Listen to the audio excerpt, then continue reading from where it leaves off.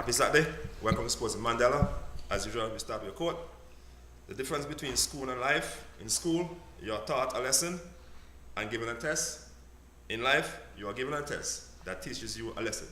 Once again, welcome to Sports in Mandela. Good morning, Teddy. Hey, morning, man. What's up? Hey, great, man. Had some good shows this morning, too, man. Plenty. Matter of fact, they weren't too good and too bad. Yes. Yeah. The good part, we need it, and the bad part, partially matches like the washout. So I can't play. So, but hey, we always need a win. So, the win is always welcome. And I see our friend is back here with us, Earl. Yeah. And man like a giant. He get bigger. I was big, but he gets so big. Yeah, that's a size, you like some size. You have to tell us the secret. I need it. Okay, we're powerful. Yeah. So hope I will greet you to the Earl, you know. Yes. Good morning, Ali. What's up, man? Welcome back. How are you?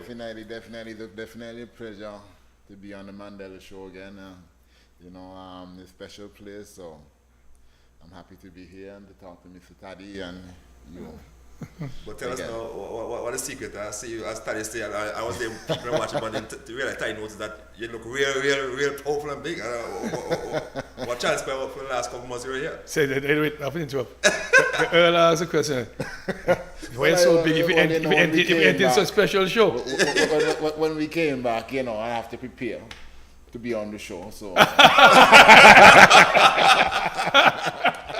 like that. So I made sure put on a little tighter shirt and stuff like that, Well, you look like more than a shirt, because I was saying, one time I walked in there, I said, wow, the man look real powerful, man. Yeah, Real powerful. when I came the last time, I don't think I was training as consistently. Okay. But now I at least get in at least 4 to 5 times a week, Not as much cardio as others like because of schedule, but I definitely have a training partner that makes sure that I train at least 4 times a week. But 4 times we get a lot of training, Yeah. So that says, we Before have a Wednesday. Yeah, before time it used to be 6 or 7, but now you come down to 4. 6 or 7. 6 or 7? You tell me something. You wouldn't consider that overtraining? Your body needs a rest sometimes. Depends on what you're doing, what you're preparing for the time of the year. I mean, you can't do that year round, and rest is a vital part of it.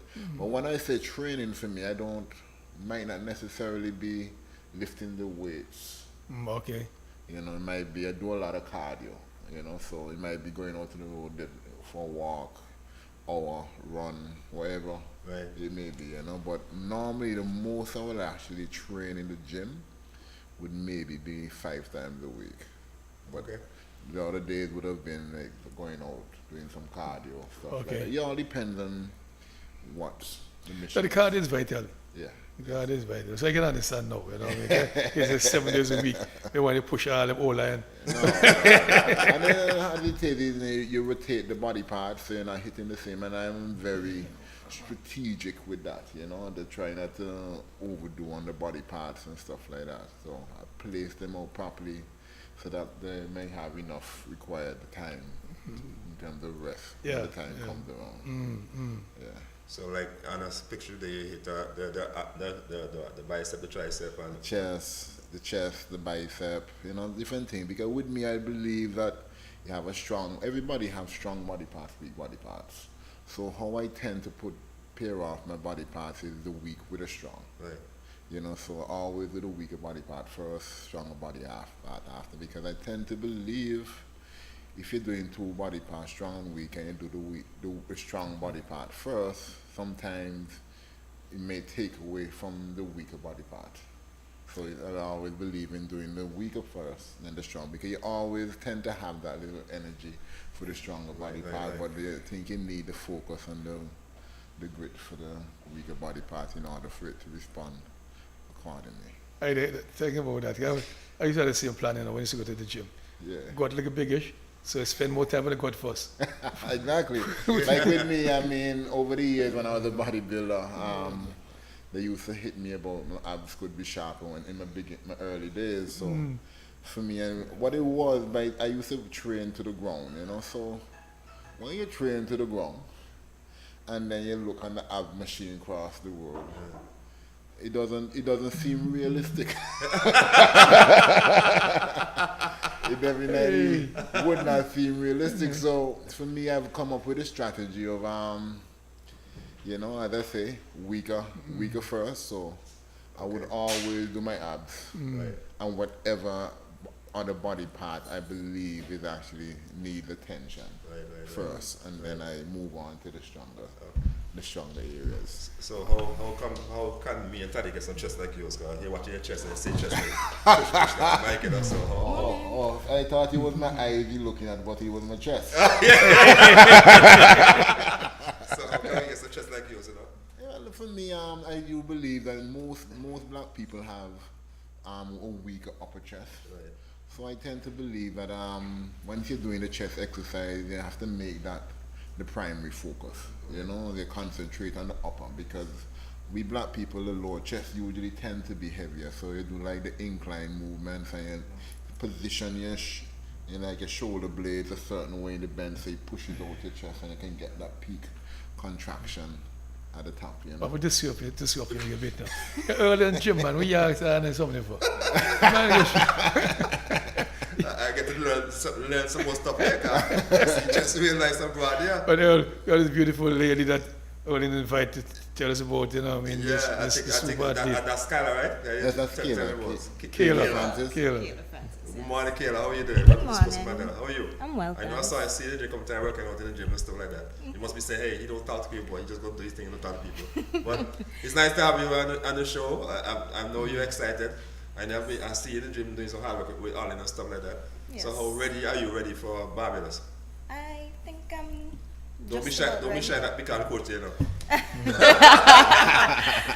I think I'm just about ready, you know, just the process of drying out now. Right. So, yeah, we did what we had to do. Right.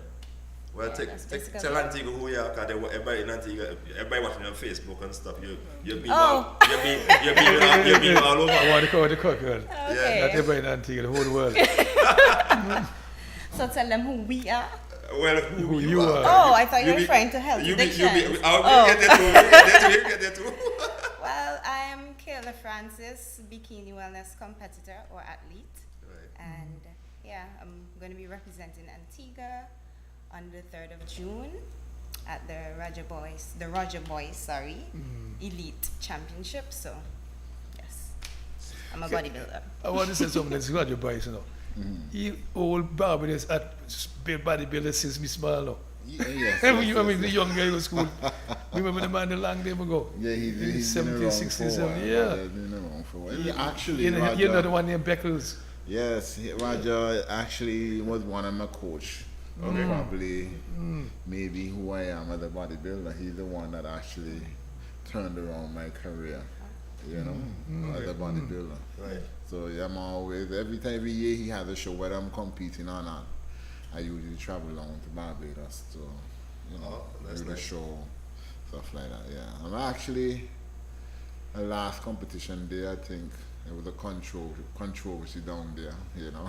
That everybody thought I should have won, but I came second. I thought I should have won, but, you know, Judges have it differently. judges' decision are always final, and we That's have to go back to the drawing board and become better at what we do, you know. Right.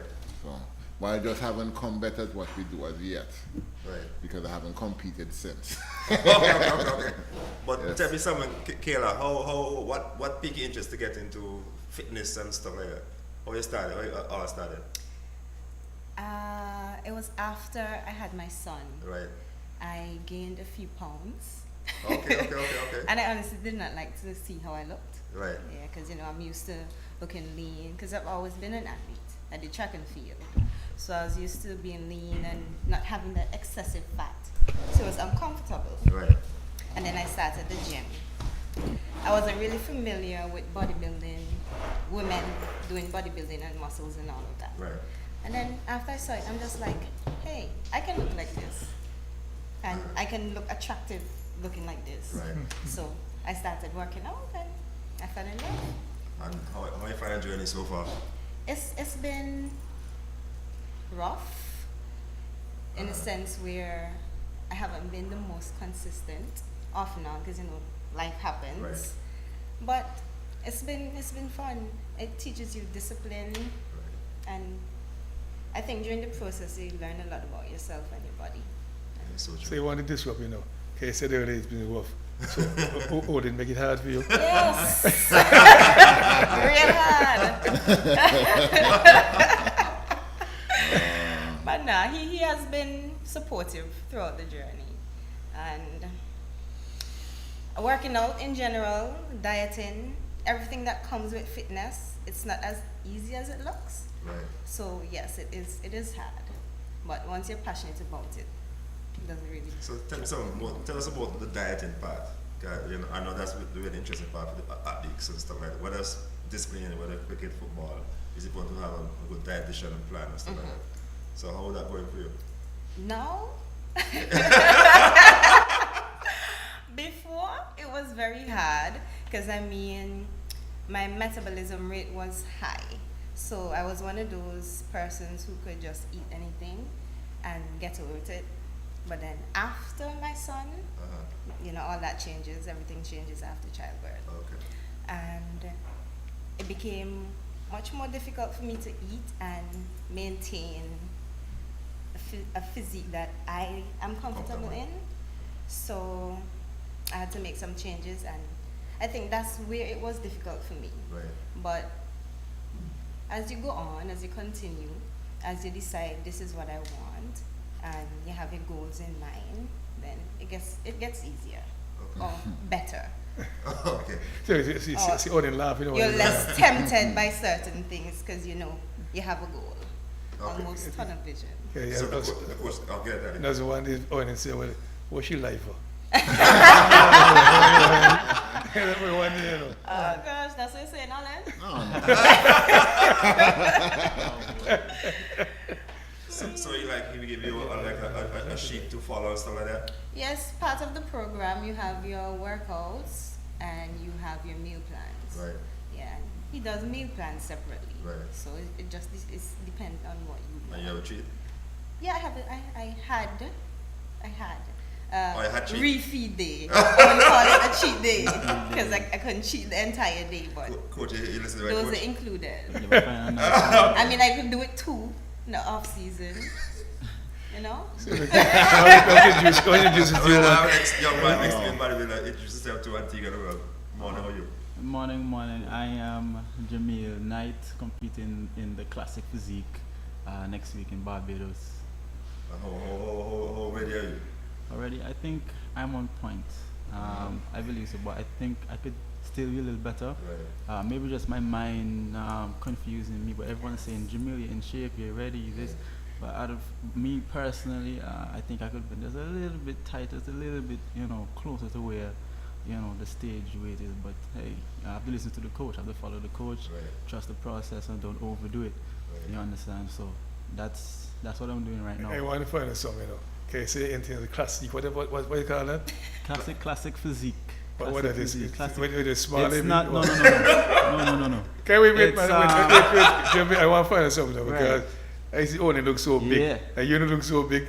So what kind of division is? Well, you see, I like to call it a mixture between the physique, the men's physique, and the bodybuilding. You understand? So you're not so small, but you're not so massive. You understand what I'm saying? It goes according to your weight and your height. Okay. To say, hey, this is the amount of muscle you can put on, and I kind of like that. You understand? You can't, you have to see, okay, this is how much muscle I have, this is how much I can put on, let's put this in the right places on my body to create that aesthetic physique. I get a clarification. I just Right. want to know, because it's big, Okay. big man. Yeah, You yeah. remember and you don't look so big, so I want to know where you go. I don't reach there yet. So how you started into body fitness and bodybuilding and stuff like that? How you started? How I started, to be honest, when I first started, I just wanted to see abs. Oh, okay. I just wanted to see abs. So I said to myself, hey, I need something to force me to see the abs. When I heard about bodybuilding, I said, hey, you know what? Let's do it. Let me try it. And that kind of pushed me. You understand? To say, hey, I have until this certain date to see abs. Right. That's just my whole focus. And while I'm going through that process of seeing the abs, I kind of build a kind of discipline, a kind of consistency. And when I finally reached that goal, I went on stage and I actually won my first show. Okay. You know, Wait, so after that, abdominal show? no, it's not an abdominal show, but in my, all I wanted was abs. You know, leading up to my first show. You understand? And when I got there, I got more than abs. I saw my back, my legs, everything developed. Yeah. You understand? So after that show, I said, that was fun. Let's do it again. You know, and then from there, I was born. My old coach, he introduced me to bodybuilding, and I wanted What's to the take name of it the a old step, coach? but I can't name any names right now. But You're a bad student. after I left from there, I met up with Olin Martin, which showed me the ropes, showed me exactly what I needed to do. His diet plans are awesome. The workouts are great. Yeah, he's a little busy now and then, but Wait, let me busy.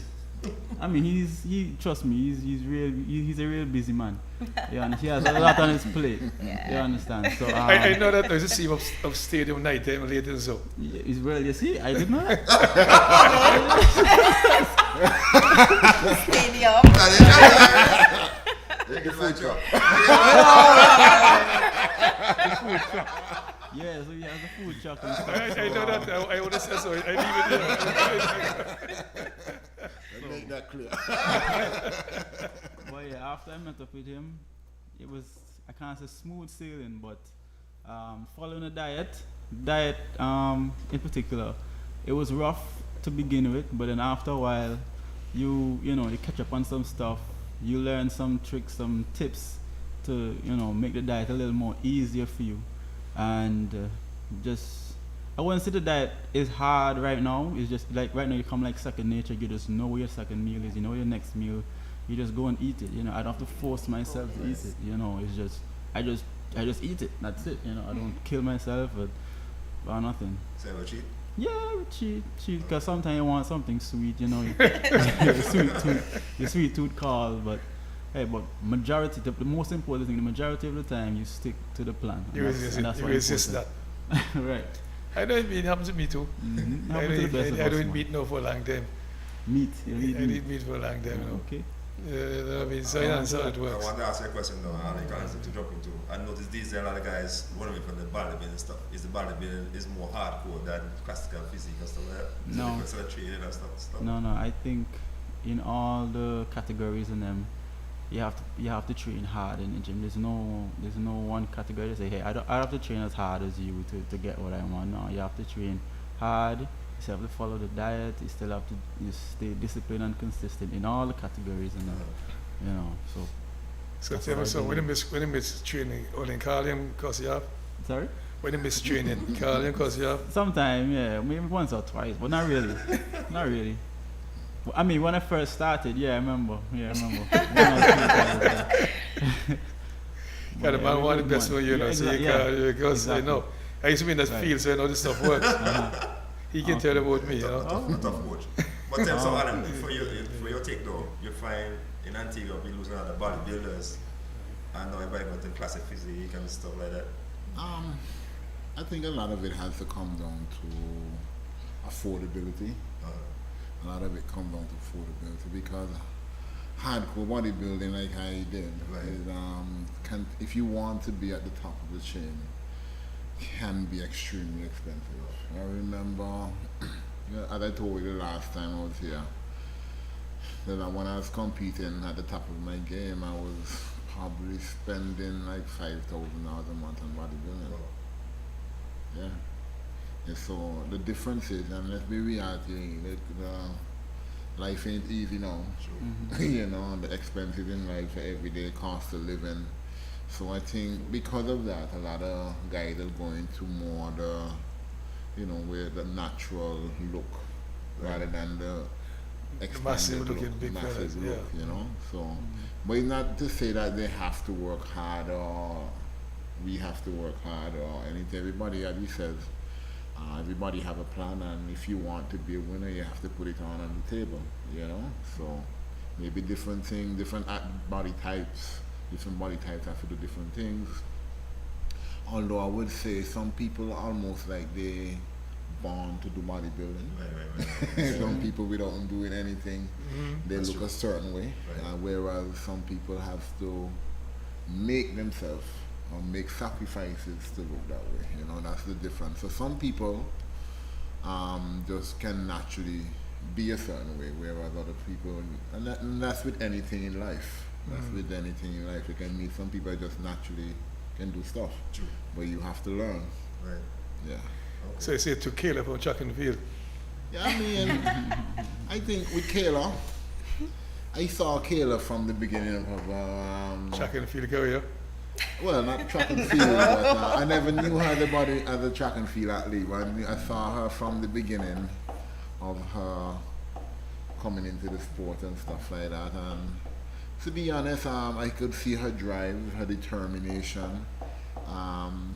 But after a while, I could see a frustration within her. I think she really wanted to win, Right. and she wasn't getting over that hump. I think she came second once also, but So wait. She been in competition before. yeah. Okay. And and I saw her in every most sports. When somebody pushing like that for a while, and they're not getting there, sometimes frustration come and sometimes they stop. Right. So when I saw her frustration, that's when I decided to approach to help her, because I did think that she have potential, and I didn't want her to just give it up. And then that was when our journey started. And her first year with me, she won. Wow. And the second year, she fell off in the off season. So last That was year, last year. you know, Life happened. Okay. you know, so I told her regrettably that I don't think it would have been a good thing. And I think she told me she went home and she cried. I did. I was so disappointed. Like, I can't complete You this know, year. but for me, I didn't want her to fall back into that, be beaten not at her best. You know, so I didn't want her to go back into that slumber where she was. So here we are. I think right now she's probably at the best to this point. So we just have to hope that when she go overseas, it will be enough to carry her over the hump.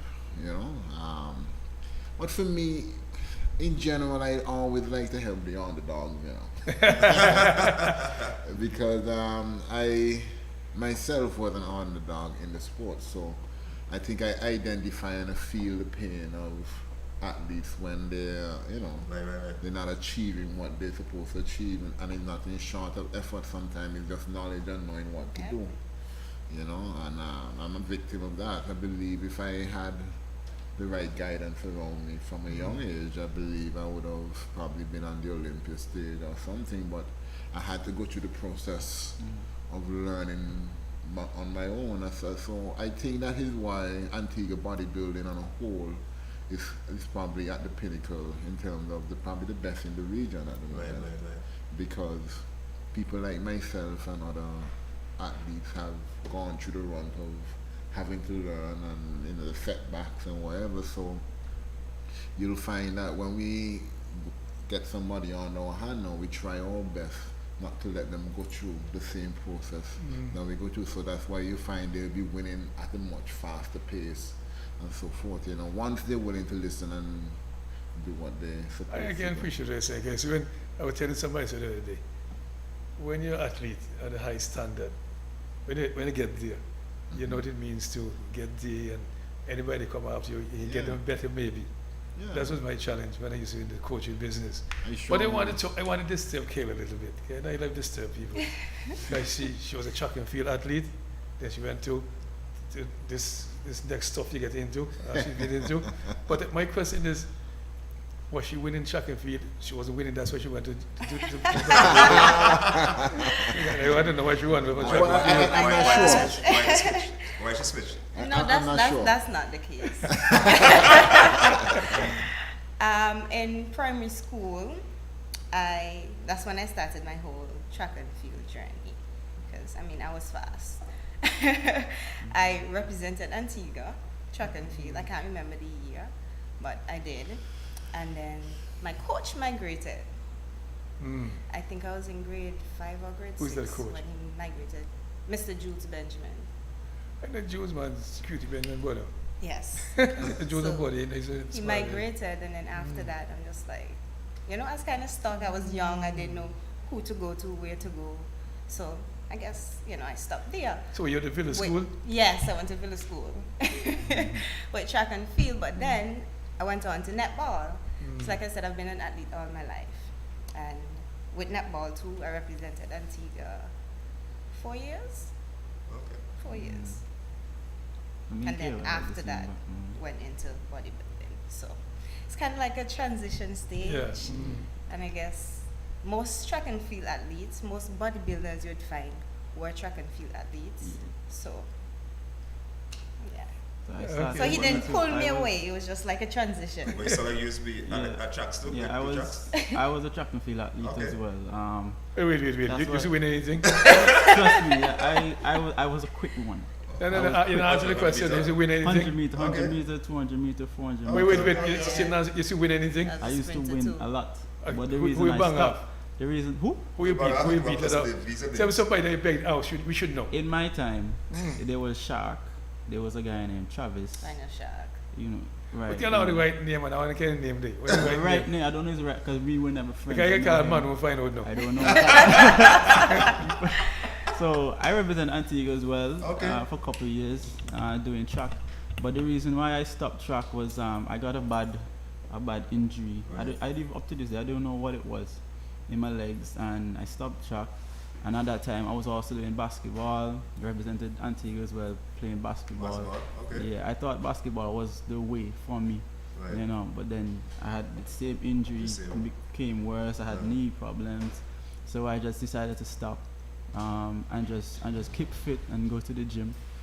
And you know, coach saw me and said, you know, you'll make a good athlete, Right. and that's where you know, the bodybuilding journey began.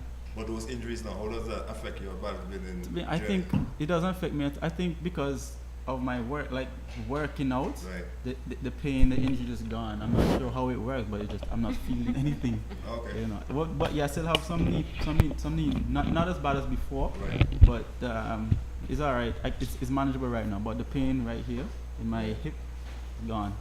That's good. But I like what you say a while ago in terms of Kyla, and that's a good thing. But that's where I talk about coaching all the time. It's nice to have certificate. I keep saying this on this program. It's like coaching have certificate and stuff like that. But skill doesn't mean anything. It's just paper. Yeah. But everybody get a paper. But the important thing is how you utilize that knowledge. Definitely. You know, and you see, definitely. as I saw Kyla, she was struggling and stuff like that. You could see her. She was depressed. She was wondering, how do I get to the next level? And you were able to pick up that, and that's a hallmark of an excellent coach. Yeah, definitely. And it's nice to see that you were able to spot that and you're able to work along with that, and in terms of turning those losses into victories and stuff like that. And that's what's very good. Yeah, I mean, most of the people that I help with, most majority, and you'll find that I help with people that are usually struggling some way or form. Jamil, not so much. When Jamil came to me, he came to me with a mission. I think at the time, what happened, I think he won his first 2 competitions, but I think the competition after that, somebody that I was training beat him. So you see how get to that coach there? Yeah, so I think he was obsessed with beating. Yeah. And so he came to me and telling me he wants to beat this person. So I said, like, but I'm training that person. He said, yes, but he heard I'm pretty much one of the better trainers or whatever, and he wants to So train on me. wait. You were training the person you want to beat? Yes. Kind of person, all they was trying to beat him, so you want to beat him. Can't beat them, join them. I got it. So for me, as I told him, I cannot say who's gonna win. I cannot say I have a favorite. All I can do is produce my people to the best of their ability. I'm not the judge, Right. you know. So it's all about who apply themselves the most and who apply And the day. Huh? And the day or the night. And the day and the night, what happens. So then I explained that to him, and going on now, he graduated from wanting to beat the guy that I trained, to wanting to beat the actual national champion in the classic body. So he told me one day, he came to me, he has to beat Shaquille. He wants to beat Shaquille. You know, and I said to him, you want to beat Shaquille? He That's the said, man's "Yeah." goal. That's his goal. I said to him, you're willing to do the work and what it takes. And I must say, I mean, I beat him down to the ground. Them legs stay hard. Push him hard. Only to push him hard. Yeah. Them legs stay. I mean, I beat him down to the ground. And I mean, nobody expected him because Shaki was like this, like the man, you know. So nobody expected him to be able to actually stand up against Shaki. But then, so bodybuilding is always about progression. And for me, a lot of the time, a lot of the athletes, they don't progress at a good pace, if you understand. So my thing is that I always thought that even as an athlete, I would catch them. Once I'm progressing at a steady pace, eventually I must catch up. So that is how I gauge the whole thing. And I watch Shaquille and I watch him and I keep looking at his body parts when I wanted to improve this, that, and that. And by the time 2 months before the national championship, nobody could really say who was the better one, you know. But I had my strategy, I had my plan, you know, going forward. And I explained it to him the other day, because sometimes I find in Antigua the judges sometimes tend to be a little biased. That happens all over the world. Huh? It happens all over the world. Yes, sometimes they're only humans. And what I know is that once somebody have somebody up on a high pinnacle, an athlete on a high pinnacle, it's usually very difficult from somebody coming from nowhere to be the athlete, even though they rightfully should be able to. So I came up with a strategy to combat that.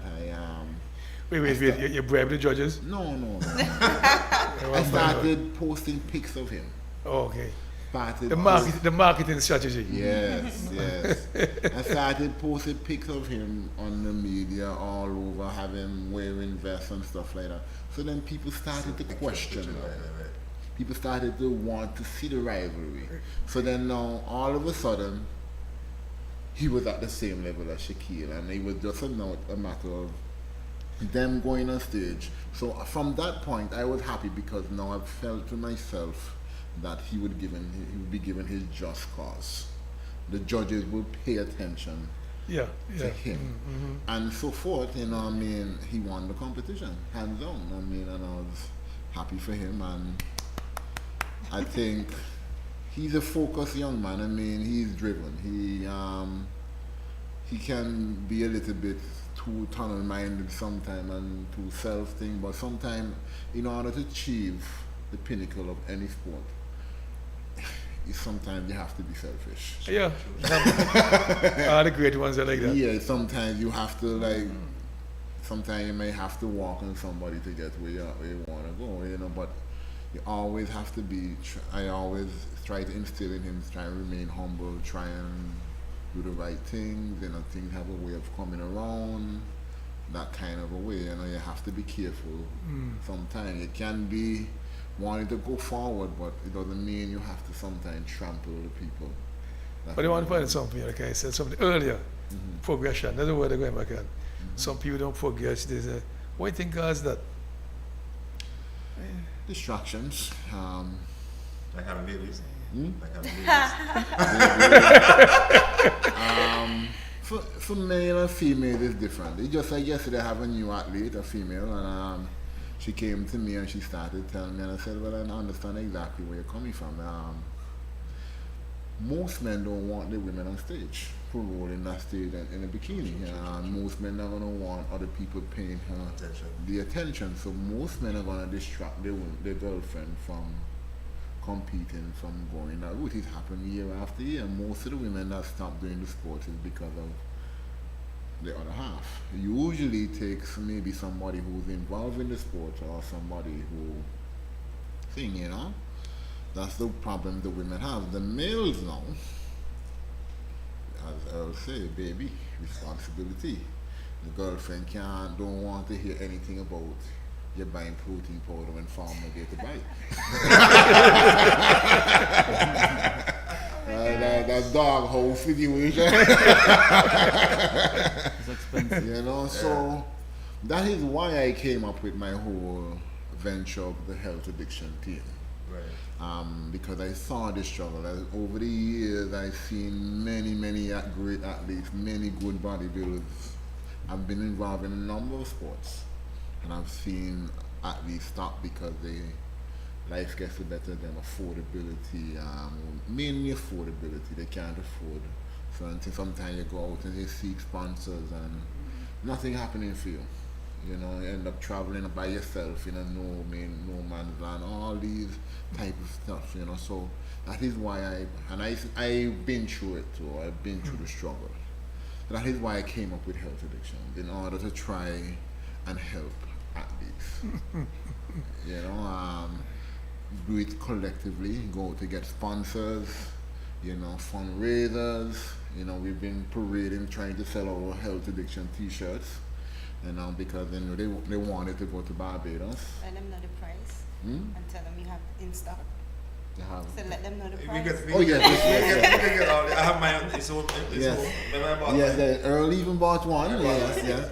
So because I knew the accommodation for them to go to Barbados was pretty much like about $8,000 just for the housing. Wow. You know, and I wanted to be able to help them. You know, help them with the housing and the food. So I've been on this rampage campaigning to sell the shirts, sending out letters to sponsors and all that, and I'm pretty much happy to say that we've reached our mark. So Good stuff. being able to pay for them for the accommodation, and they're gonna help them with some food stuff when we get down there. So you know, I'm happy for that. You know, because only thing they had to actually go out for on their own was their plane tickets. You know, they got their plane ticket, but I was able to cover Wait, the Leah? accommodation. Huh? Liat? No, into the Caribbean. But I like what I say about in terms of healthy addiction and stuff, because as an athlete, you want to focus on your sport, whether it be cricket, football, whatever. I don't have to worry about, am I going to get there? Exactly, Am I exactly. all this hard work is Exactly. going to for nothing. Exactly. So That's a good thing. that is my aim with the health addiction team. Health addiction is to be able to sponsor athletes. Right. I mean, I'm starting with bodybuilding, yes, but my goal is to be able to help athletes in general. You know, have fundraisers, sell stuff, do stuff to raise. money. See, health addiction. My question is, like, how many jump for the addiction? When they take you in the other time, how many jump for? Well, addiction doesn't have to be bad. No, this is good addiction, you know. If you want, think about it. If you want to excel in anything, you have to be addicted. The car is soup. Yeah. Right there, the car is soup. It's just that we grew up with hearing, thinking addiction is a bad thing. Yeah. But in order for a relation to be successful, you have to be addicted to your partner. I agree. but addiction my question is goes- how many follow the way, Jack? That's my question. Exactly. How many jump for the addiction plan? And some can't stick to it, you know. It's hard. You know, You see, I know. Jamie, they're shaking their head. You know what that way. It's hard. To stick to this plan hard. You know, I mean, life in general is tough. Right. But what I like what you, Jamie, in terms of when you get defeated by Alan Guy, I like the attitude when you display in terms of you tell Alan, hey, I want to be this guy, so I want you to train me. I like that passion about you and stuff like that. So with that passion there, I hope come next weekend you'll be trying that same passion, the energy on the stage, and we hear more things about you. Definitely, I have unfinished business. Some people over I there like that. who beat me Unfinished business. last I love year. that. Right, I'm coming back to try and defeat them. right. You So know, tell me something next year. When it comes to next week? Next come weekend. just next week. So after next week, you come back and tell us how you get blow, I do something. The amazing thing about Jamil, you know, Jamil is something else though, because I remember yesterday he coming to me and telling me the top Caribbean bodybuilder in his category is Bernard Percival, the top guy. And Jamil, no, he's not on the same stage with Jamil. He has to win the competition on Saturday, and then late in the afternoon, if the overall winner from his category, if they want to get the chance to maybe compete against Right. Bernard or Okay. if they would choose to. Yesterday he's telling me he wants us to think about how we can beat Bernard. The man focus. The man wait, the man wait, I man. like you have a goal. I like that because Man, the man focus, you look man. at the guy and focus and say, hey, I want to beat that guy and do anything to beat that guy. I like that. I like that. But I want to put you on notice, you know. Are the training Saturdays? If you train on Saturdays, yeah. Like all now, so? Huh? Like around this time? Yeah, usually. No, why I ask you that, like, we might just bring the shoddy in the gym. Live in the gym. Well, it's straight that you said that this morning after the show, I was going to tell you that, Mr. Barr have been very good to cricket with us. Let's go back with gym. I know, I'm saying with young In the athletes, with young 70s. people and stuff. So I was thinking that it'd be a nice thing that we go there one this day and feature here When once a week, some athletes and stuff. they have a chance, the cricket season slow down. Yeah, and feature him and stuff. I'm sure So, he would appreciate that. Mr. Barrow have okay, done done that. very Hey, well. let's go back with gym and gambles. No? Close to my house. Doesn't cost some But PM. Mr. Barrow was my first trainer. I mean, Okay. he set the foundation for me back then, So without him, I wouldn't have been a bodybuilder. Right. Definitely. I mean, he's still a very integral part of Yeah. my life up to this day. I said him at He's the like my funeral. father, I said him at the funeral, it was about, oh, you look so young and good. He be real close, my good friend that, you know what I mean? Yeah, He's a Mr. big- B. I was just the other day I was telling somebody, I mean, I've been around Mr. Barrow from since I was 14. Right.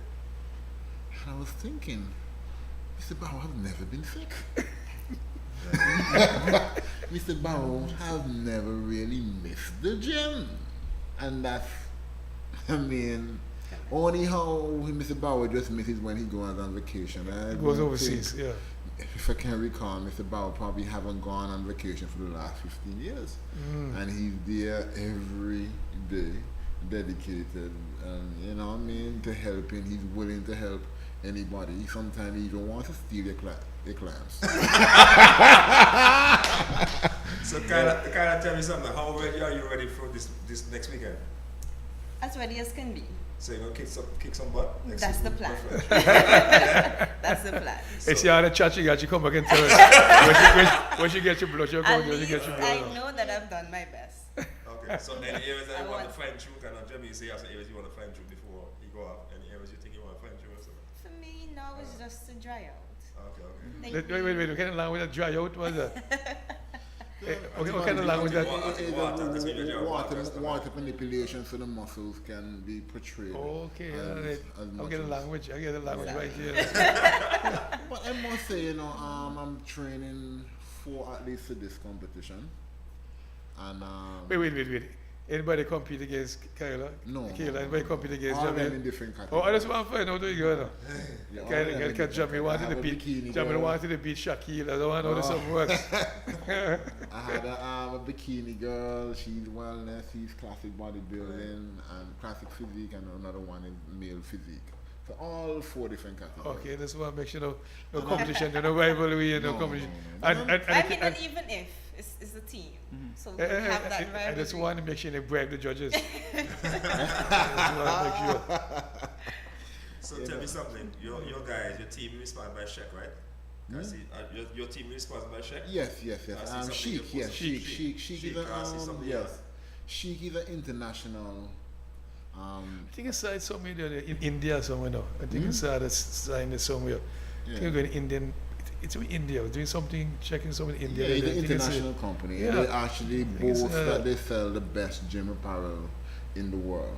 They actually come with a year warranty on their gym apparel, and so I'm honored actually that they actually sponsored our team with our outfit and some apparel Right. to go off. That's your team and the whole national team. My team. Your team. Team Health Elections. Okay, excellent. Yeah, in order for us to go out, we got some guys, some good sponsors coming along. Some of them I asked not to be mentioned because some of them are lawyers and stuff like that. But Barnes Funeral Home is she's a Barnes still big- involved in this stuff. Yeah, man. Wait. I'll find a song for you. They go too fast. How Barnes going to support you? Because Barnes and your daddy say rival Heartsways, you know. I know. Big But- bet, 20,000 but- bet, you know. I actually Miss Barnes, Jessica Barnes, the owner. Noel Barnes' daughter.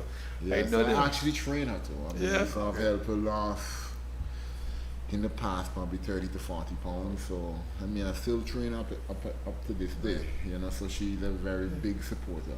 Earl wouldn't know, you know. When you know the horse racing days, he's that Noel Barnes and Ocean. 20,000 bet in some horse racing, you know. 10,000 bet, you know. See, I remember that. Used to go horse racing, you know. Yes. And guys, then the horse racing, big stuff. It's my big thing back in the day. Yeah. I remember, they just see the horses there, right at woman house. I remember just see the horses. So tell me something, besides your athletes, I know Tony will take part, Austin and stuff like that. Who are some of the guys from Antigua? Did you find Yes, I them? think about, from the national amateur side, about 11 of them going. Right. 4 of them are my athletes, but Right. the remainder 7 of them are Right. like just national athletes that want to go and represent. I mean, let me tell you, the team, I think it's going to be a battle royal, Right. an Antigua battle royal down there. Because, Wait. Other anti teams going to? Other islands are going, but as I say, No, wait, you know the team anti going to the show? yeah. Okay. Yes.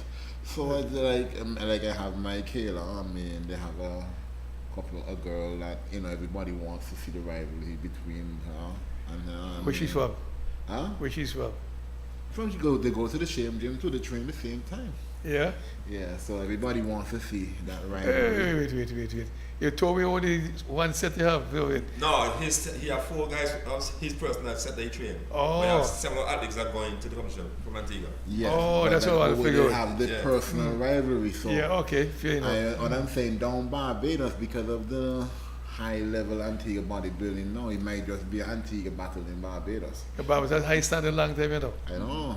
I see, I think Antigua have get another podcast recently. Yes, Guys, Antigua Austin athletes have well been and excelling. international Antigua athletes have stage. been excelling Yeah. very much. Yeah. I remember this lady, the athlete Freighter's wife. She's the president. She's a Bajan. I don't remember her name. The girl, the Freitas. What's her name? Hazel. Hazel. She came about with since the stuff a long time. She's the She president. been here a long time when they stuff. Remember she come about? Yeah, she was before my time. Yeah, I know that. I've seen her competed, but not when she was at her pinnacle. Okay, But I've okay. seen, I think she competed sometime maybe in about 2009 or. She was here before that, long before that. And then, but I didn't see when she Yeah, was yeah. back then. That was probably in the 1980s. late- Yeah, late you remember that 90s, because she and brought him stuff apart. like I that. remember that. I remember that she was here I long never time. saw her. But more back classmate. then. I I remember used to that. hear about her until she made a comeback, I think, sometime around 2009, 8, somewhere around there. She was the one who pushed the kind of ladies sport long time, you know. Yeah, Chris, with Chris, used to Chris, compete with Chris, yeah, I'm a good friend, the husband, Chris, just Yeah, I never saw Chris compete either. Okay. Before my time. Everybody's my headmaster at one time, grammar school husband. Yes. I know the people there. Her husband's in the bar with Jim. He had one when he I compete think too. all of them came to Barrows. Yeah. I think all of them probably. Although most of them probably, the rival. Daily and so daily and guys, them guys. And this bar with competition Jim. this weekend is pro cards. If you guys Yeah, win, they you can get pro they're cards. all vying for the pro card. I mean, I think, let me tell you, my 4 guys that are training, getting ready for the show, in my eye, they're winners because all of them have pushed, all of them have done what they're supposed to do. And to me, from what I can see, each one of them are the best they ever been. Okay. So if they go down there and, somebody rob them, obviously. So you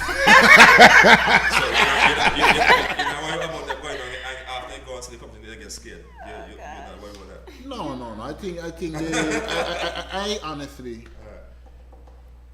if somebody's gonna beat them, Right. they're gonna have to be very good to beat them. That's good. But my question to you, understand? how does one achieve this pro card?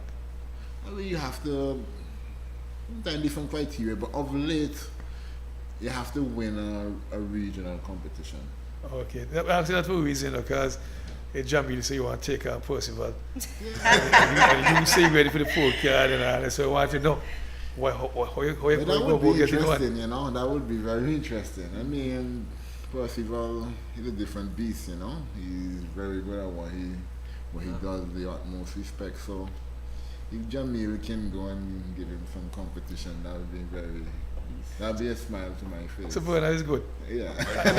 No, this is the journey, but the first time I went bodybuilding show, and I saw Mr. Percival, I said, that guy built for the stage. Yeah, he built. He's one of that, to me, is natural. He's one of them that you could say, born. Yeah, natural. He's natural. Yes, and I believe in my thing as a trainer, wherever I think Percival can be a lot better than he is. Right. But he's one of them that is just naturally born to compete. Sure. One of them gifts. I never thought I was born to be a bodybuilder. I think that I made myself a bodybuilder. You know? You want to lose some fat, man. You want to lose some fat, that's why you get in the gym. just like Kayla, you want to lose some fat. You know what I mean? But I like Jamie though, in terms of how he say, hey, go on beat Percival, which is good, because he's going at the top. At one point in my career was like that too, you know. I mean, at one point in my career, Steve Williams was the best bodybuilder in Antigua. I used to go publicly and say I'd beaten him.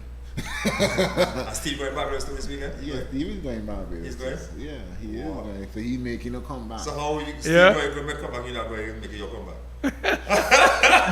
I'll put you on the spot now. That's the question everybody's asking. Okay. So tell him you have, how come Steve make the comeback and you not making the comeback?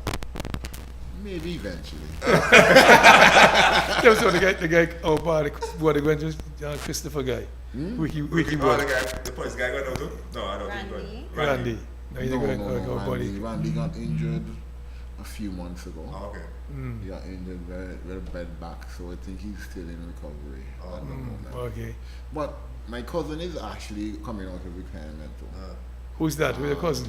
Austin Martin. I heard of the name some years He's ago. the former Mr. Antigua too. Yeah, So, yeah. He too is natural, so he not. That's why He I think at one point, a lot of people believe he was probably the most gifted out of all of us. Yeah. Well, I thought so myself. Yeah, So I was on and tell me something.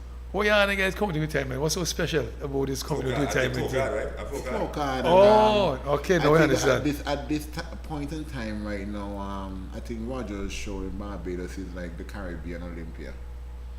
Like that is I believe that. the biggest show in the region at the moment. So it's kind of a prestigious stuff to actually go there to compete. And if you can do well, Right. not even, that means if you do well in Barbados, that means you are top athletes in the region. Right. I can tell you something now. When I was a young guy, cricket and bodybuilding was the biggest thing in Barbados now. Yeah. Cricket and bodybuilding are the two biggest things in I Barbados. mean, let me tell you, Antigua have come such a long way, right? Because early in my career, Antigua could not be compared to Barbados in terms of bodybuilding. It's like we were down here and Barbados was all the way up there. We went there, we went over to compete against Barbados or any other region, we would be lucky to come in the top 5. No. I can pretty much tell you, anytime Antigua gets the nod to go and represent, 80% of the time they're in the top 2 or top 3, I should say. So you guys doing a good job. Yeah, You trainers, the trainers overall. Yeah, I mean, the knowledge is there now, and that's the thing, because I find with sports, what it was with Barbados, Trinidad, Jamaica, and wherever, they had a lot of athletes that went out in the old golden days, and they came back home, and they gave back. So that is why Barbados and Trinidad, Guyana, Jamaica was so far ahead of us, because we never really had a top athlete that went out and dominated and came back. Although we had one that did better than everybody else, Paul Winter. I know him, he came back grammar school when I was there. Yes, Paul The Winter guy won saved me. Mr. Universe, I think, was a 5-time. Yeah, big shot. I know But him. he never really Come back Yeah. home. came back home to Just to visit. Just to Just visit. came back to visit. Just to visit. I And met not him really earlier. to pass on the knowledge. Yeah. And they had another guy that won Mr. Universe, I think, twice, That's a picture I seen by Mr. Bauer. No, I don't think nobody have no picture of his name. But he came here, that's how I met him. He actually was harassing me to come and live with him in Miami at one point. But I didn't have no papers, no anything. I didn't want to go illegally, But his name was Warren Frederick. I heard her name. Yeah, Warren Yeah. Frederick was one of the most freakiest person I've ever seen back then. He was one of them guys that just stand up and he looked like he had veins in his eyes. He was real freaky. He was like before his time. And I think he won the Mr. Universe like about twice. But them guys never came back Yeah, home. yeah. I think Paolo living in England. Huh? Paddy Winter. Yeah, he died. He died. Yeah, okay. Although them guys never come back home, nice thing about it that we had a history, so it's nice, but as trainers and stuff, we tell our one of the athletes to aspire to be like these guys. Yeah, I mean, the talent is there, you know. I mean, Jamil can go very far. I mean, Kayla can go. Kayla can go very far. There's so many. I don't know. I think it's so small, but it's like a gifted place because in almost in every sport, there's exceptional talent. True. You know, so it's just a shame that a lot of the time the athletes and them get thrown by the wayside because they can't afford or they're not getting the support. So that is why I want to come in where I'm going to try my best to be able to be that support for athletes. I can put you in the spot now. I can put you in the spot. Because see, you have the good athletes. You see the potential. And then you set everything in place with them. And they do like Jamil and Kayla, they cheat and they don't show up. so you just get them a tongue lashing, right? Yeah, well. I used to have to do that, you know. Well, with Jamil, for me, I kind of see a lot of Jamil within myself, in a way. Wait, is this called practice? Huh? Is this called training? No, he wants to be a trainer. He wants to do certain things and so forth. So for me, I kind of like with myself. Sometimes if you want to be really good, you have to feel certain things. So what I would do for Jamil, I would like do a plan for him, but I kind of watch him for his development, if you understand where I'm coming from. So sometimes I know he's upset because he likes when I'm behind of him with the whip. With the whip? You want you to push him. Yeah, he likes when but well, let me tell you something that I've learned over the years, and I've seen it on movies and whatever the case. You ever watch them old-time warrior movies and the warriors just say they prefer to have 10 warriors than 100 farmers in battle. But once you have a plan, once you have a strategy, once you have whatever, that's a plan in hand, and because my plan is designed to better the physique. I lay out the workout, lay out everything. I don't just throw out exercises at random. My exercises that I put are strategically designed to bring up weak areas. So once I give somebody a plan and they go through that exercise, even if I'm not there behind them with the whip, as long as they follow the plan and they train, with focus, they will see results. I agree with you, that's how you operate, you give them a plan. Yeah. And if you stick to the plan, at least at the same time, see they're working towards something. Exactly, because you can have somebody behind you with the whip. If they don't have a good strategy, a good plan out to go forward, you'll find you're still not going nowhere. Even though the person behind you shouting, bawling, whatever the person falling down the ground to work out so hard and tough, you'll find that person be over there with the plan, not crying and not having no whip, and he still come up ahead because he working strategically on the areas that he has to work on. Right. Whereas you now over there beating and making noise, but you're not actually improving. You look so, but then when you put the two people together, you realize this person bring up all his weak points. He's more balanced, he's more everything, and this person over there making all the noise, not going nowhere. True. And then, So you always have to have a plan. okay, I kind of like what you're saying, they're going back to my old days. I gotta tell you what, I would tell the guys, my guys, there's training and training and training and training, and there's practice and practice and practice. You come to practice and you put in the real practice, you waste time. Exactly. You go through motion. And that, exactly. As you realize what I said earlier, when I was talking, I said, focus on your weak areas. And I have a principle. If I really look at somebody, they have a dominant weak area, we're gonna hit that weak area consistently until it's up to par. Yeah, they like me, when they coach me cricket, guys, Yeah. when they do the week, they will spend the most time. Yeah. If not all the time, they will go work on. Exactly. If I can't get it right, to bring in somebody else. Sometimes it seems boring, sometimes it seems tedious, sometimes you feel all kind of thing when I tell him, listen, you're going to go up on that squat rack every day. Or with Kayla Case, you're going to go on that leg curl every day. Oh, I'm tired of this, that's boring. Give me something else to do. But then you have plans now. I have a plan, and the only how, because think about it. If somebody goes to the pipe, standpipe, right? They say overtraining, right? Overtrain, muscle don't respond or whatever. But if a person carry bucket for 2 hours every day of his life, what's the most developed areas on that person's physique? I guess shoulders and so on. The muscles that Muscles he's he uses. using to carry the water. Yeah. And those muscles end up overpowering everything Yeah. on your physique. Yeah, If somebody plays tennis every day with the right hand, that hand, You the can right hand, begin the is left hand. more developed and more powerful than The left every hand. part. But the of left hand body. for sure. So that is my principle when it comes to targeting weak areas. We want to do them every day because they must respond. You understand? And It- at the same days where I want them to improve to anyway. anything. And you can look at that aspect in almost anything in life.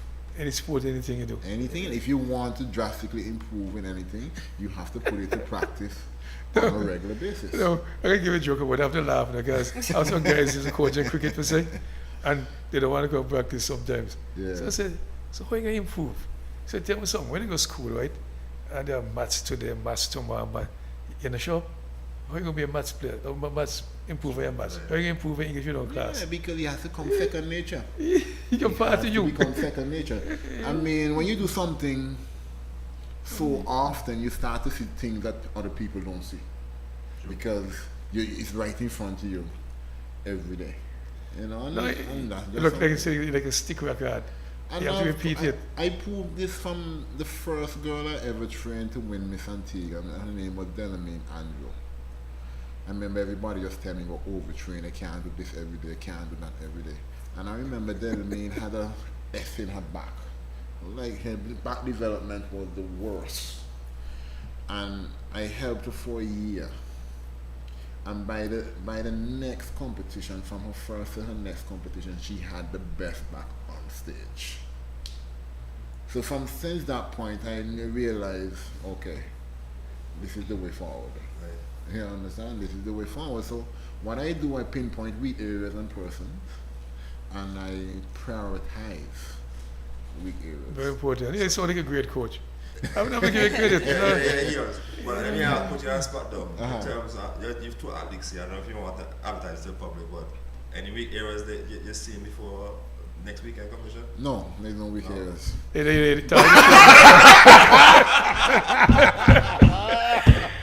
We can talk about that after the show. We can continue until 11:30. We finish at 11:30 because the guest we part on Zoom, we can't get him, so we have an next 20 minutes with you guys. It's alright. So you don't want to discuss that on the show.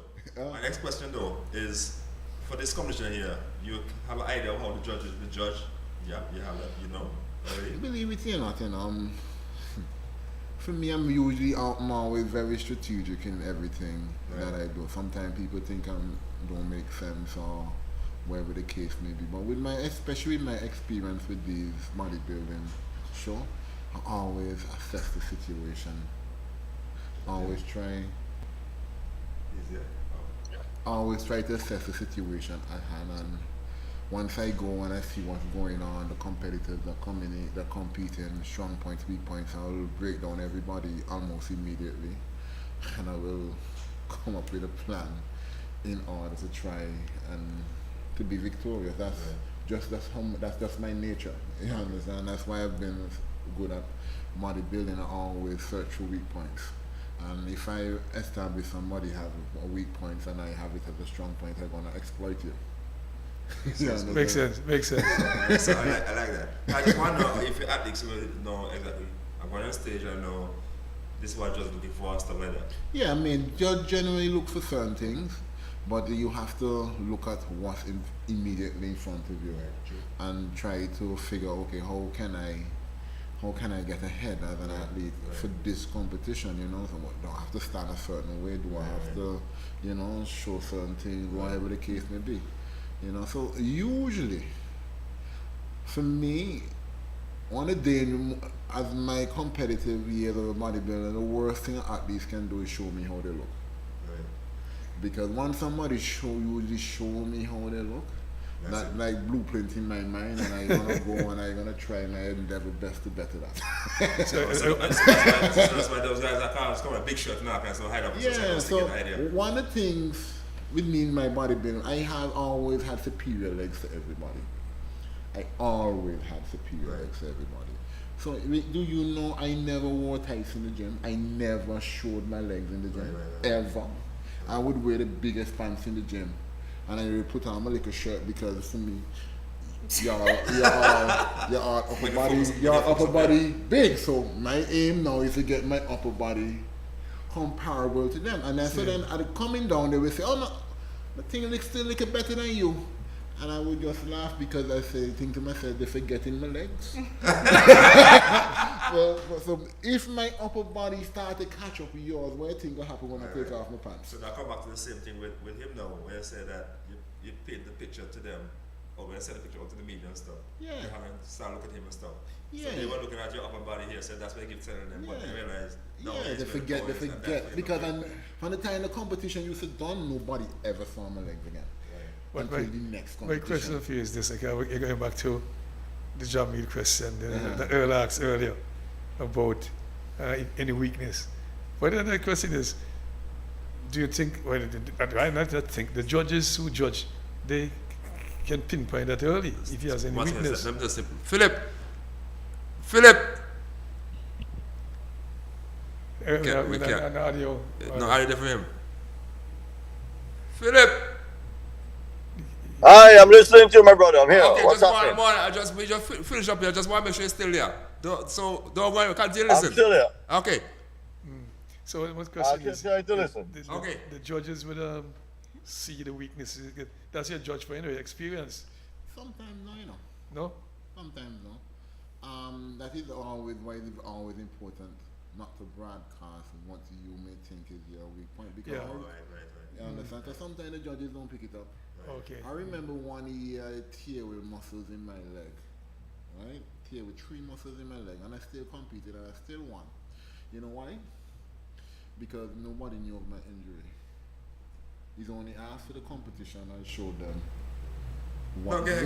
Because in their mind, my legs are superior. 2 days. So because nobody said I had an injury, they weren't looking for it. I mean, yeah. You know why I find that tell you a while ago? I asked me, we are a group of footballers here. And one of the guys said, right in your chair right there and say he played many games with injuries, but he never disclosed to anybody. Yeah. If you tell the player They're gonna target they you. can target injury there. So They're it's the gonna same thing, you target come you. back and say the same exact thing, this is bodybuilding now. So if you am a competitor and I know you have an injury, and it's your legs, I gonna come and just off the leg in front of you No, the guy said and tell you that's- come and show that. You understand where I'm coming from? But because everybody just in their mind figure knew Olin had superior legs probably in the whole Caribbean. Right. It's like they weren't looking for it. Right. And I kid you not, my injury was so bad that I couldn't even pedal on a bicycle. I couldn't even lift 10 pounds on the leg exercise. Yeah. So, and that injury happened like 2 months before the competition. So I actually went into that competition doing 0 legs. And nobody pinpointed it because I never went out and say I had an injury. Yeah. He kept it to yourself. Exactly. And another said I never was a person who showed my legs.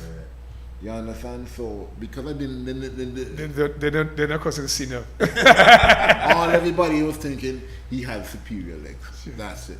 But if I was in the gym with my shot, thingy, maybe people would have pinpointed, what happened to your legs? What happened to this and that and that and that? Look, So to me, there's always strategy in everything. You just have to- we don't bring it back next time. Our guest is here. One thing with Italy, you sound like a real coach. I said that earlier, the man a great coach. Yeah. You haven't given that perk. So I will get Kayla and Jamie. One thing you Part want in to do what? something before you leave. No? Yes, Yeah, and we Part in can shop. probably take a I have a case of fish and Yeah, so come make a presentation. Okay, so what? we can take a picture. Make a Now each presentation. one of them. Okay, no problem. No. Okay, Kayla and Jamie the passing shot one time too. Yeah, after the presentation we can Okay, do. okay. Yeah, you know, because, hey, But good. yeah, how you ready for this weekend? I believe so. I believe I'm ready. No, Tally charge you know that when you win now, you come back next week. And, I promise. yeah. Okay, we can hold the fish. So this is So many right now. yeah. So everybody can see on camera and set. Yeah. So everybody can see it. And And you can zoom in. the uniform from That's Sheik. it. You know, the Zoom in. Alright. And the Sheik brand. The sponsorship from Sheik. Right. Yeah, so each one of them will get a case of fish, or Right. may at least a case of fish to carry them through to the competition, and we Excellent. get our uniform Right. in order for when we're going, and you know, accommodations fully paid for, Excellent. going down to Barbados. You know, so So Kayla, your last. It was a pleasure having you here. You can tell Antigua what to expect. Thanks for having me. I mean, just expect me to do my best. Like I said, I did the work I had to do, so it's just for me to present my package. So when you get a pro card, we're invite you back with the pro cards. Yes. Right? Jamil, your parting shot. For me, is the same thing. Just expect a lot more improvement than this year around, and I'll be sure to come back next week to give you all the good news. Alright. So I like that. So we're killing away no chic. We're killing away no chic shirt. Because I like pink, and this has on the Team Health Addictions, so I'm also promoting. I thought so. Leave it alone. I do have a chic shirt. A coach, in the parting shot. definitely. Yeah, so- And definitely want to thank our sponsors. It wouldn't have been possible without them. Barnes Funeral Home. She was definitely our main sponsor, marketing machine, Shalita Rose. Right. He was a big sponsor and all too. You had Nova Wellness. Right. She supported us and sponsored us and all too. You know, and as I said, there were a few other persons. Keisha Barnes, she supported us and all too. You Who's know. Keisha Barnes? There's some She's familiar. a contractor. Oh, okay. She's a contractor. So she, There's some very familiar. you know, see what we're doing, and she appreciates, you know, a big fan and supporter. That's good. So, no, so we have breaking barriers. Never heard of that before. The shipping company. Okay. Yeah, they are a big part of supporting us and all that. So we are very thankful, and as I say, we meet our mark for Barbados. Accommodation paid, and be able to give them some food supply going down there. So I'm very happy for that, and it's just a matter of when we come back to figure out where we want to go next and start our next round of fundraisers again. I remember the last person then breaking barriers, so hope that you guys build on barriers, break some barriers. Yeah. And stick out with breaking barriers. But I know see you are a big alley, but you're not trying to pose the camera and so show some muscle now, can't you? But I'll leave that to the stage. We're gonna make and show you abs. Alright, guys. I'll show the guys what you guys understand. You can take cameraman, you can use your abs. You know what I mean? Yeah, man, show the world something, you know? What you expect, right back, stop. All I would say about those abs. Hold it. All I would say about those abs, right? Well, I want to say something. What I would say about them, right? When my guys earn them when they're in the factory, they're doing 600 sit-ups to push non-stop. They had better abs than that. My three guys had better, my fast bowlers had better abs than that, man. Shame. Hey, only they had to do 4 sit-ups as a non-stop every day. If you box, you laps. Well, that's fitness. Yeah. Fitness, you know? Because I show some of them are doing all that and they're still wrong. Okay, so guys. great job, you guys, man. Good So, job, you guys, man. It's been all the best in the competition, man. same to you, man. All the best. Thank Okay, you. okay, Thanks for okay. having All the us. best, man. Thank you. Okay. Philip. Again. Philip. Hey, Philip, morning, buddy. Hey, what's happening? How things? How things? Good, good, good. Sorry I was a bit late. I just had some minor issues to sort out this morning for the event. I know that. I suspect the so. event, That's all right. But have yeah, you got a chance to listen yeah, to but that not leaks and small stuff like stuff, you know. that? Right. So, what But it happened today? started today without a hitch. Uh-huh. So, what's happening today? Well, you know, yesterday we had, well, actually two tournaments in one weekend. One was yesterday. Right. That was the Mikey Pickett Jr. Memorial Billfish Classic. That was won by a boat called Adrenaline out Right. of St. Bart's. The other tournament started this morning at 6 o'clock. So these boys out there fishing. The fishing is not all that wonderful, but Right. not bad. You know, I would say medium. We have a very good turnout. We have 31 boats. Right. We have boats from Barbados, Martinique, Guadeloupe, Barbados, St. Martin, Antigua. I hope I didn't forget anybody. Yeah, seven countries throughout the Caribbean, six including Antigua. As I said, 31, 18 boats from Antigua, the rest are from overseas. You know, we have some real nice boats this year, some real big, expensive boats out of St. Lucia, Barbados, you know, where these bigger boats hang out. Yeah, yeah. They're absolutely in love with Antigua. They're in love with the venue. They're in love with the way we do the tournament, you know. We do it a lot different to the other islands. The other islands do it more as a serious fishing tournament, you know. Right. Our tournament is also very serious, but we have an amazing land-based event with it, you know, where we have live bands. We got a live band last night. We have a live band tonight. We have a live band on Sunday night. The prize giving is after, obviously, on Sunday evening. Right. But we have entertainment. We have food. We have bars. We have vendors vending, you know, showing their stuff, showing their local craft. So the whole area is full, you know. And we had a few hundred people last night. Friday night is normally our slowest night, and of course Sunday being our biggest night, and also tonight. You know, and tonight is also a very big night out here. The boats get in at 4 o'clock. It's 4:30 this afternoon, Right. and the live music starts at 7. You know, because of course you have to weigh the fish and all that in between. That's also a very exciting part. We have the fish will be on sale too, fresh fish. You can have it sliced, you can have it Right. filleted, you can buy them whole.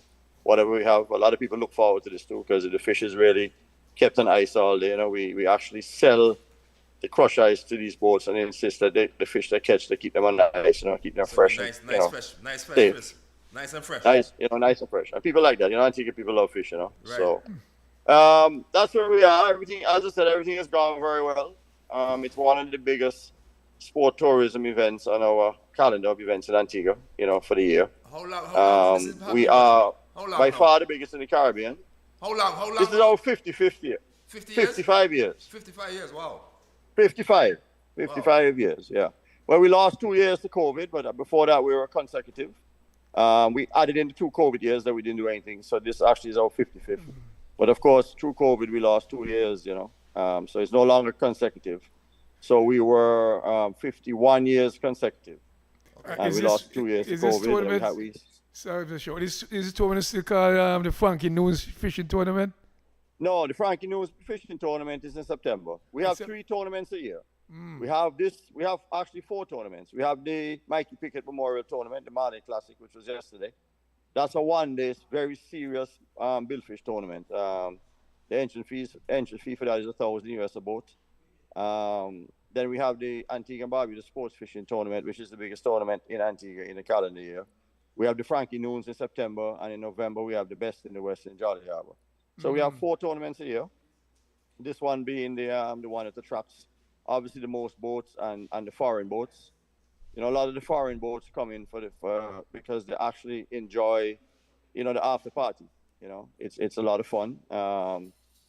As I said, with a lot of the other islands, you know, we're very blessed with the harbors we have here and the docks and the marinas we have here. You know, a lot of these islands don't have these facilities, so Right. it's very difficult for them to put on a show like what we put on. You know, so we are, you know, very, very thankful. We are also a qualifying tournament for the Offshore World Championship. And what that is a very prestigious tournament that's in the Caribbean, that's in Costa Rica once a year. This is a tournament that you can only enter by invitation. So winning our tournament gives you an automatic invitation into that event. It's obviously not free, and you still have to spend a lot of money to get there and do the tournament. But it's one of these tournaments that, if you're a fisherman, it's on your bucket list. And by winning our tournament, you automatically qualify to go to that event. So the invitation is automatic. That's something that's also for the fishing fraternity a very big thing. Right. So are they catching like the blue marlin and so in this tournament? Like the blue marlin. Well, we don't encourage catching them anymore. We encourage releasing. What we do for the marlin because of conservation. We have to be careful here because these fish are well protected worldwide.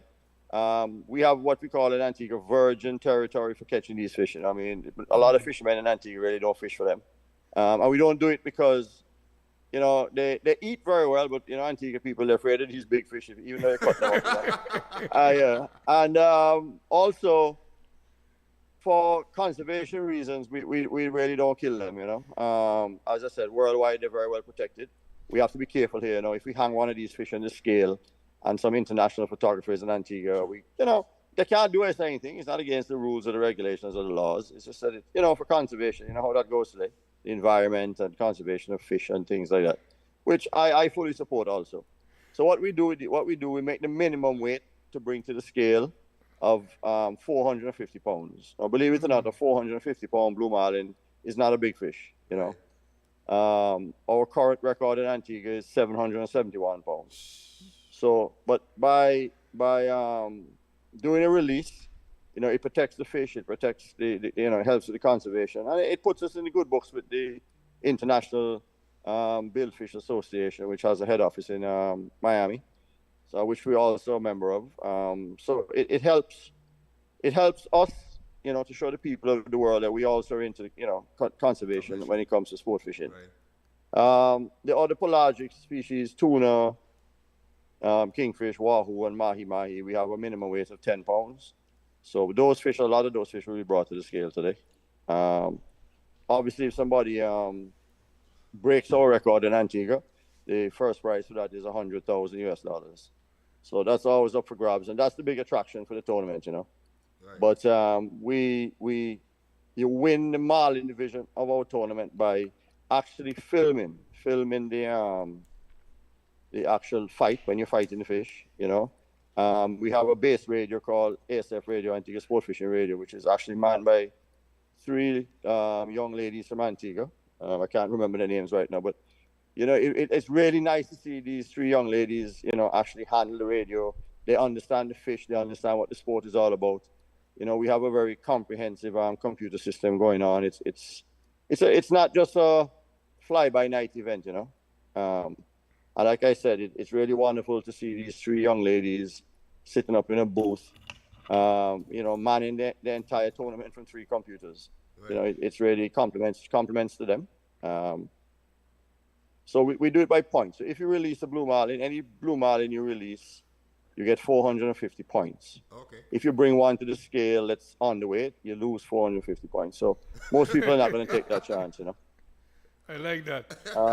Yeah. So the thing is, at the end of it, what happens if they hook up on a marlin and they're fighting the marlin, they call into the ASF radio and they say they're hooked up, right? ASF radio will immediately issue that boat a number. We have cards in each boat from 1 to 9, so they issue any number between 1 and 9. Right. And during the fight, which has to be videoed, it's not still footage, it has to be videoed from your phone. A lot of people use these GoPros and all these, fancy electronic devices, which I don't know much about. You can use your phone and do the same thing, And during that fight, they have to show us a very clear picture of the release of the fish. So the fish has to be close to the boat when you take the hook out the mouth and release the fish. And during that fight, they have to show us that particular number that ASF radio has issued to them several times during the fight. So that is our way of making it transparent, because there's a lot of money involved this weekend. It's something like $42,000. Between, it just in cash alone, not including the prizes. Right. And of course, if you break the record of 771 pounds, as I said earlier, you win $100,000. Yeah. Hey, we don't get the boat and go there, man.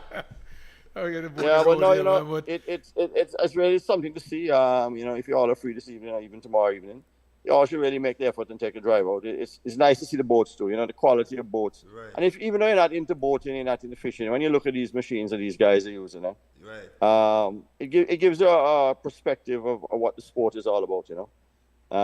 We have a lot of local guys also fishing in the tournament with good equipment, good boat, good knowledge. We have a lot of charter boat captains in Antigua for sport fishing too, who are, top stuff also. So it's not to say that we are overrun by any means by any foreign boats coming here, and winning all the time. Our Antiguan boys are just as good and as qualified as these guys. True. Our equipment, our boats, everything we have. What I like about your tournament though, in terms of you say you have off the scene liming in terms of live music and stuff. I think that's also catching to the competitors also. So after a hard But that's scene, key. you can come out and live. That's key. That's key. And I can tell you, the people, especially the French, they love to party. These Right. guys are party animals, and ladies, and I don't know the guys alone. Right. And a lot of them come here and spend the weekend. Right. For example, we have, because of this tournament, every hotel room within the Falmouth area here and Airbnb are booked out for the weekend. Right. That's good. And of course, it's the end of the season. It's the last event of the actual yachting season. Okay. If you come out here right now, you see all the mega yachts and all the Right. big sailboats. Everything are gone. The docks are empty. So after this event this weekend, that's the last of it. So we have the last event of the season, Right. and we have the first event in September of the season. Okay. So we have both. We actually do the closing and we do the opening. But like I said, we are blessed, guys, with marinas in Antigua that we a lot of us take it for granted. I was actually telling somebody that last night. We were born in Antigua, so the beach I don't say it doesn't mean anything to us, but we're accustomed to it. Our marinas are the same thing. Our harbors are the same thing. We look at it. That's Falmouth Harbor. That's English Harbor. Right. That's wherever. Jolly Harbor. For us, it's just a harbor. It's no big thing. But I mean, when you compare it to the rest of the Caribbean islands, we have gold here. Literally gold. True. Our marinas are state of the art. They're super modern. They're ultra modern. We really have a fantastic sector here in the yachting sector in Antigua. Places like probably St. Lucia, Grenada, to a lesser extent, have these kind of harbors. But when it comes to dockage and marinas and places to hold these kind of events, there's no place better than English Harbor and Falmouth Harbor. Right. so what my take on this thing, I want to say is so important to me, But maybe next for the Funky Noons one, maybe we get you on the network so we can promote it a little better, Oh, we love that. We love that very much. I'm not a very tech guy, but as I said, those three ladies I was telling you about earlier, they're all about tech. These girls, they do wonders. It's the kind of thing that it's actually to be admired, and we're very happy that the ladies are involved. Most of my community is run by ladies, or people who handle the booth. It'll be very nice and interesting. Like, as I said, if you guys had the chance this weekend, to come and let me walk you around a bit, because you'd understand how complex it is. It's just not a matter of having an event and that's it. There's a lot going on behind the Behind the scenes. scenes. See what you're saying. We have managed. So you're saying walk us around a lot, but my take is not only walk us around. We wanted to walk around and it's gonna see live on our network. So our stuff go live. Well, as I said, if I knew how to do it, I would have gladly shown it to you. But I'm clueless here. I'm sitting here in my car because of the hot sun. I'm like you. I'm not check your stuff. I'm clueless. Yeah, we'll check, guys. I have no idea, but I mean, if the ladies were down here, or if I can really get up to Blockhouse up there to show you what our booth looks like, maybe if you give me 5 minutes, or we can talk. I really shouldn't be driving and talking, but it's really not too far away. So But maybe I don't know if I can. what happens with the show? Next time we're going when I do Funky News one, we're gonna try to come out there and be out there live. That would be excellent. I mean, we can provide you with a tent. We can provide you with all the technical Yeah, we come out there. assistance as necessary. I really don't. As I said, I don't know, but I know these young ladies can take care of that. There's a lot to see. We had this morning we had the start of the tournament, which we normally do with all the boats coming out of the harbor at the same time. Yeah. We had Caribbean helicopters, Calvin helicopters, filming it for us. So we'll have some real good footage of that happening. And I want to say thank you also to our sponsors. I know I have an opportunity.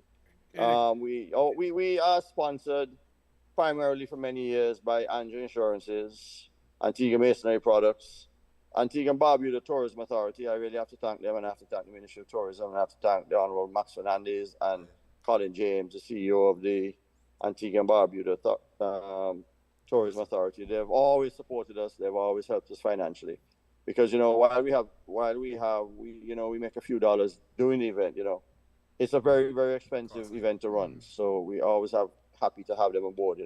We have Heineken beer. We have Falmouth Harbour Marina, who provides us with the use of the marina free of cost every year, which is a huge plus for us. Right. Oasis Water, Cavalier Rum, Calvin Air Helicopters, Flavor or Flavor, the radio station, Flavor now. Jules Lumberyard, Outdoor World, and Yamaha. And these are the guys who've been with us for donkey years, and we are very happy, and we know they're happy and they're content, because sponsors don't normally stick around if they're not happy with what the product, or what they're getting. Yes. So the fact that they've been with us since 2003, most of them, it only shows that we have a real good product going, happening here. So for the Frankie News one, we get a reminder early so we can put in plans so we can come and do something live and promote it. Not only promote it, I think it's good for everything. Well, promotion is the right word, It's good because we really want to, encourage the general public to come and see. Yeah. Because a lot of times, people talk about things that, in a negative way because they're really not sure how it works, and what it does for the island. And it's important. I always feel that it's important, not only for sport fishing, but all the sailing regattas, all the sailing events in Antigua, the yachting industry in particular, in the Falmouth Harbour and English Harbour area, right? That people understand the importance, of this sector in Antigua and Barbuda, and that we are very, very lucky to have the harbours and the kind of marine resources to facilitate this, and the kind of living and livelihoods that a lot of people of Antigua and Barbuda make out of the industry, and the urgency to protect the industry, This is not politics at all, none whatsoever. This is the fact that we have an amazing product in our island, and at all costs it needs to be promoted and it needs to be protected.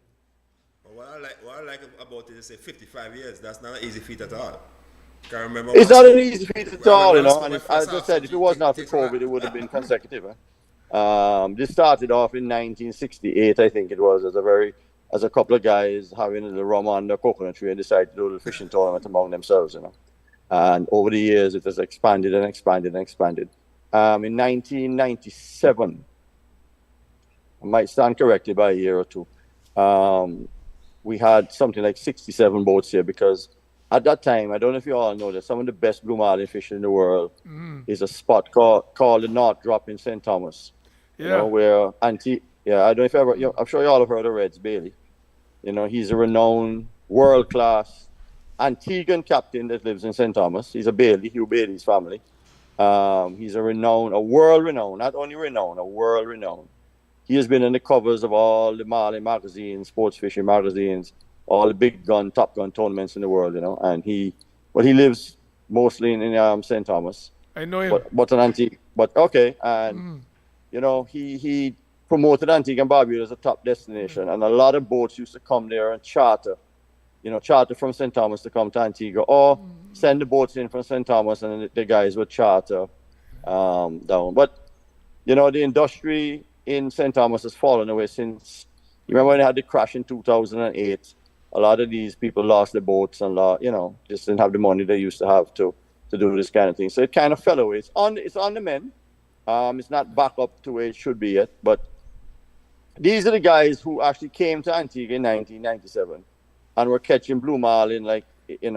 We never saw anything like that before. We never knew we had that fishery in Antigua. Wow. Because our record stood at 196 pounds for maybe 20 years, because we simply never fished them, and catching a marlin was like a I don't know, a stroke of luck, a fluke, whatever, because we just never fished for them. We didn't have the technique and things like that. And when these guys came down here, a lot of the charter boat fishermen and a lot of us as sports fishermen, learned the technique and got into it.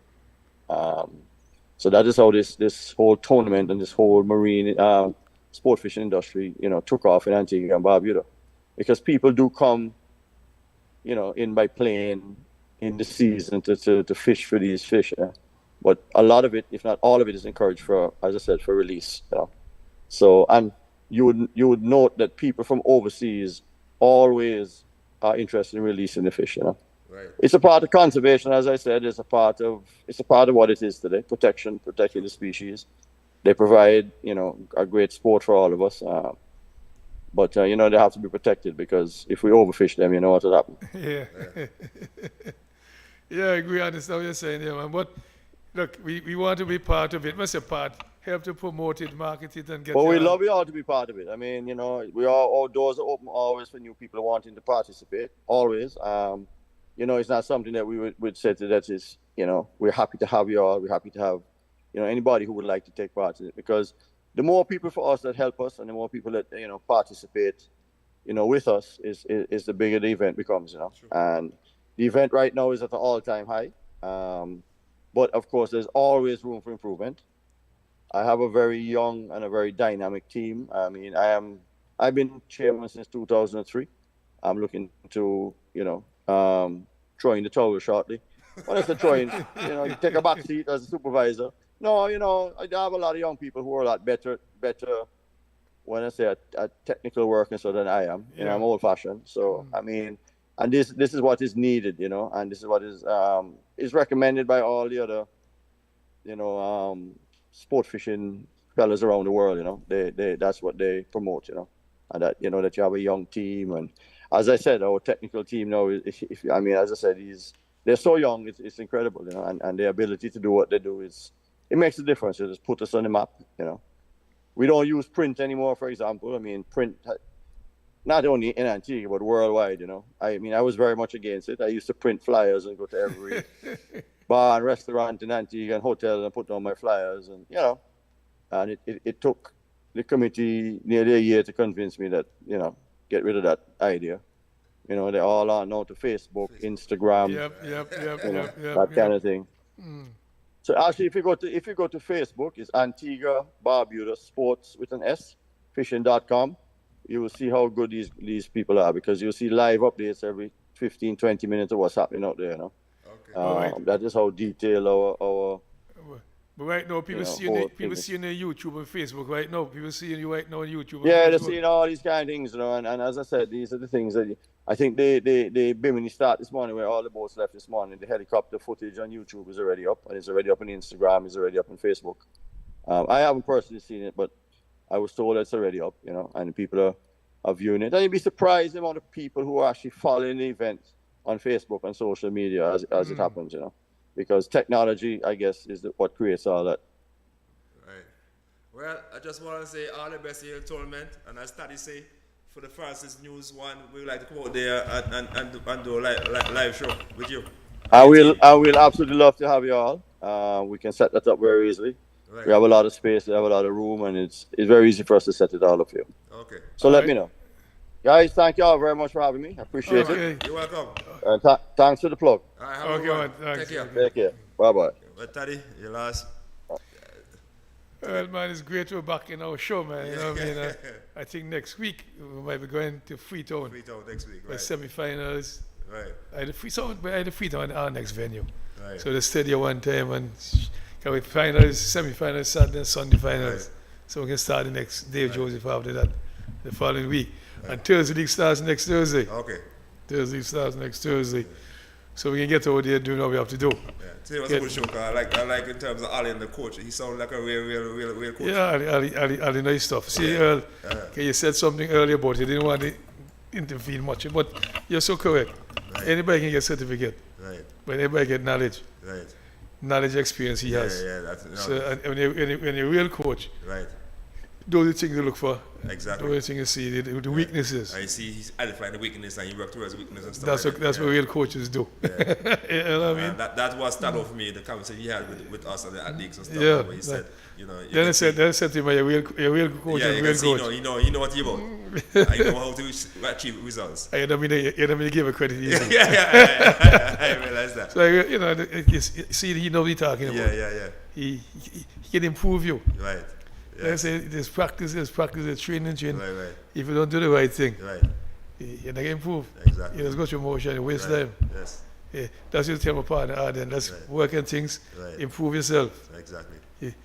to get better. Right. You know what I mean? And tell you, then this one, so it's the last week, you know the guy, Right. most and this one great shots for us when do the T10 and T20. Right. He actually, man, a dive and catch a ball right in the live. Right. The camera work was very Perfect. good. Right. You know what I mean? Man on the ball, taking catches. So That's you can what, see the gradual improvement, as I always say, you can see the improvement as it goes. and that's what you're all about. Yeah. So because of that, we get so many credits, you know what I mean, Parachute Network. Right. You know what I mean? So it's not me. Right. I have to switch the camera Right. to make sure it happens, but those guys have to get the shots. Right. You don't get the shots, nothing can go over there. Right. You know, so, hey man, the Third Party Network has done some wonderful work and keep improving. You know what I mean? Like I said, then we have our computer now, so we can start the real replay now. Okay, we do a little replay, the T10 the other day, but we can start the real replay, recording and sending to Twitter and to Instagram later. Right. Matter of fact, I was doing research this morning, so we can go to Twitter live, Right. live shows. We can do Instagram, but something Mark told me I can do Instagram, but I want to have Instagram live too. Right. But you watching my seconds because he said to me, I tried to say good morning from No, you watch it on Facebook or YouTube. Yeah. You watch it on Twitter Right. or Instagram. Right. This is where I want to go. Right. Push my back a little bit, Right. but they can consult some more guys. I want to get them live on those things. Live. I don't want nothing wrong with the Twitter and Instagram. We can record them and play them back. Right. Nothing wrong with that. But I like to do my stuff live. I saw one out of India called Twitch. Right. Twitch is like Facebook and YouTube. Right. That's the one you can get easily. Right. But I did research this morning before I came on Twitter. We did pick a couple years ago live on Instagram. Right. But after hour or two, It's gone. but I want to see if we can do it for about 6 hours and 8 hours so we can carry a cricket match. Right. The show, 2 hours we can do the show on Instagram. You know? Right. Twitter, I get the thing you want there. Right. We can't just stay on YouTube and Facebook and hey, the more social and Media the better for platform us. you have. Right. The more viewership, the more you get the picture. Right. We can't, I can't say one place though. That's true. I don't like that. That was our progression. Because I keep them apart, Mark. This is not ABS. This is not CBS. Right. Even CBS ain't got a YouTube channel now. Right. We watch CBS show so they can go and watch it on YouTube. Right. So they got to what we into. Right. We don't have a big network like them. We in social media. So the more social media we can incorporate, just how expand our wings. True. And this is where I want to go. Right. Yes, I don't want to get stuck into bogged down in nothing. Like I said, I can tell my partner, and I can carry me this research, so we can get some cameras that Dwayne told Adam about the other day. Right. So when they zoom in, you can see Earl's nose and face clearly. Right. That's what I'm trying to add right now. 2 of those cameras, I even 4 of them when we can afford it. So we're doing cricket, 2 cameramen on either side track. Right. When it says zoom in, you can zoom in Right. and the person. You can see. See Right. them clearly. Right. That's what I'm trying to get you. I know when I get on next payday, we can buy 2 of those cameras. Right. I did research. I already see 2 of them. I'm sure I didn't yet. I said it's the Kerry. Because what Kerry told me, then we have to get up to 24 times zoom and 30 times zoom. You know the language I know, right? I was telling the guy, so yes, the cameraman, he tell me, yeah, the lens get to 40 times zoom and so.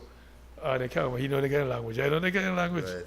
I only get to the language and said, if we can afford it. True. Because the closer we get the player, the better for the network. is. And this is what you want to do. So in closing all, I said, look, it's been almost 4 years now, take out this COVID time, that we're working on the plan. And we're getting there slowly but surely. Right. That's all I can say for it. Right. But we still need to get some guys and they just jump out of me all the time. I can't blame Arnie. Arnie hasn't tried. Right. He brought one guy there. The guy did a wonderful job, but he wouldn't come with a girlfriend, give him permission. Okay. I just need to get the healthy addiction, as Alan say. When you're addicted to something, I think he likes it, but the girlfriend, I have more authority. Okay. I have more power for now. Right, Arden?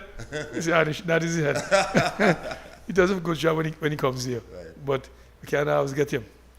Because Adam is trying to do the tracking on either side. But every time we plan it, set up things, he doesn't show up. Right? Right, Arden? He doesn't show up. You want to track on two sides. Right. But we get in there. We get in there, and I see this guy, Francis Freitas. This will find out, you know. He has something in, I didn't get to listen yesterday.